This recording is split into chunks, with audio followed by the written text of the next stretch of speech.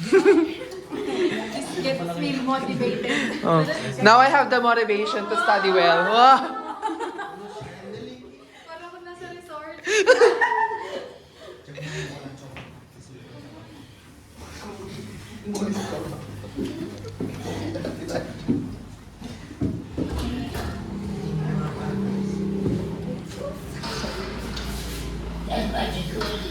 Jacuzzi! Oh! Wow, may jacuzzi. Oh, may jacuzzi. Para tayo nasa hotel. So amazing. Reaction video na to. It's really more like a reaction video than... Lalo na yung reaction I mo, was be. thinking that video.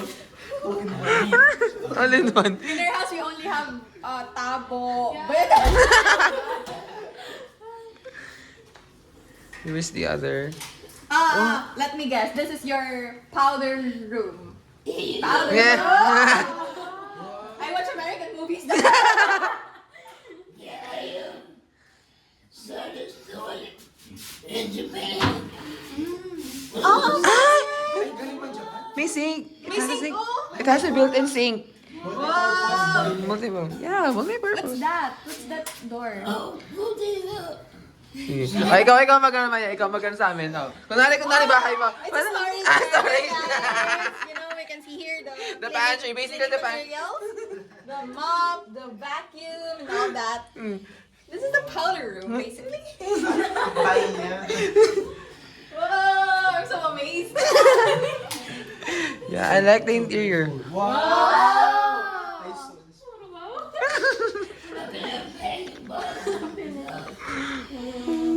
I can see that you love TVs. You have them TVs. Yeah. Do you drink?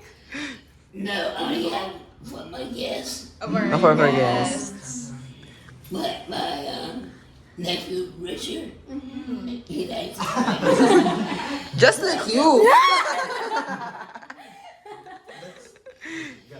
there's a many. I picked this out to come with this here. And I like to bake and cook. So, yeah. So I had to put my iron there. Wow. Dirty kitchen. Hindi. Wow. Uy, may ganun siya yung faucet yung pinipindot. Ang ganda ng Big stove. Is that your only stove or do you have a separate dirty kitchen? Oh, dirty kitchen. Ah, meron. Wow. Meron. Oh,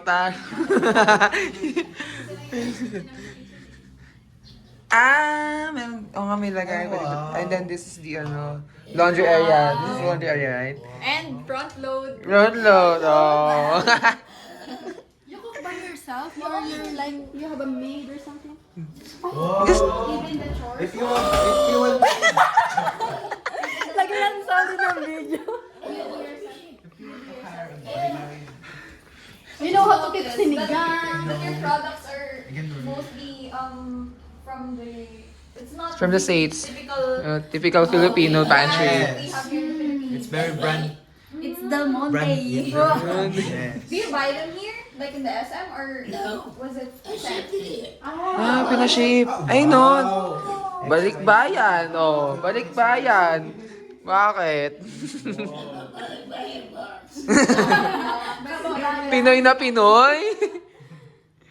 Ayun. Ang galing. I actually